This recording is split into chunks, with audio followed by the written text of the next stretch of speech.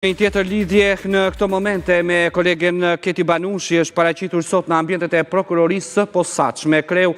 i Partisë Demokratike, zoti Sali Berisha. I marrim detajet për këto dhe të tjera mbi zhvillimet që vijnë nga prokuroria e posaçme dhe GKK me kolegen Keti Banushi. Përshëndetje Keti, atëherë disa minuta ka qëndruar zoti Berisha, çfarë ka deklaruar pas daljes nga prokuroria e posaçme?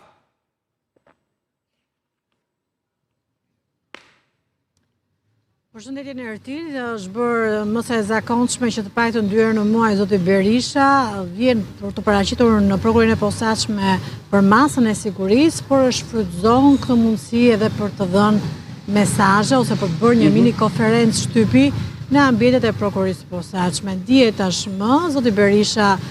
i ka drejtuar të gjitha akuzat ndaj gjyqtares hetimeve paraprake Irena Gjoka, ndaj të cilës ka paraqitur edhe disa dokumenta që sipas tij vërtetojnë deklarimet që ai ka bërë dhe avokatët të mbrojtës që kjo Irena Gjoka është e dënuar nga gjykata greke dhe madje e ka kundërshtuar sipas tij këtë vendim dhe nuk e ka treguar në komisionin e vettingut. Gjithashtu, akuzat forta pati dhe për kreun e SPAK, Altin Dumani, të cilit i thret dhe me zhargonin Altin Troplini, ka hedhur akuzat ndaj tij që po mbron Irena Gjokën, po mbron Edi Ramën dhe zyrtar të lartë të tjerë socialistë, madje bëri dhe një apel për kreun e ri të prokurorisë së posaçme që sipas zotit Berisha, nga informacionet që ai kishte, Dumani po i fsheh dosje disa kandidatëve që do të kandidojnë për drejtues të prokurorisë së posaçme. Pra ka qenë kjo deklarata që ai ka bërë në dyert e prokurorisë së posaçme pasi doli nga masa e sigurisë. Mirë, e ndjekim shkurtimisht çfarë ka thënë zoti Berisha dhe rikthehemi sërish Keti. Të dashur qytetarë dhe qytetarë, këtu takova Altin Troplinin, i cili po pinte një kafe me Mek Gonigalin.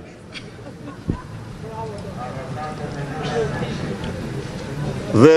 Gonigal po e përgëzonte, po jipte një çmim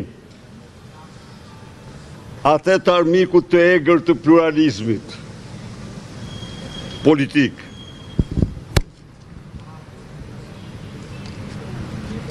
Në duar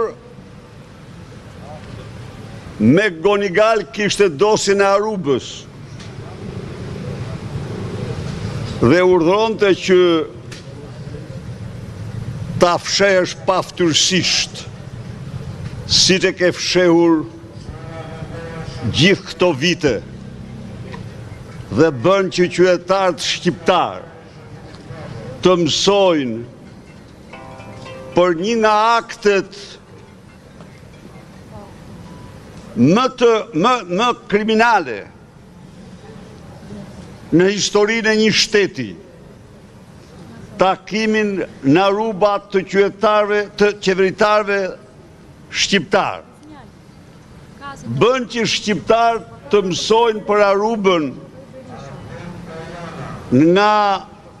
prokuroria italiane, të mësojnë për Arubën nga gjykata belge, kurse ky llum njerëzor që ka integritetin e një kriminali fsheh një nga skandalet më të mëdha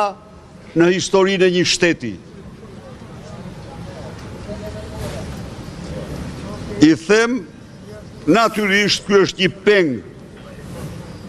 i parave të krimit që ka la dhe ka shtruar në pronat e tij dhe nuk i justifikon. Por këto kisha për sot për Altin Troplinin,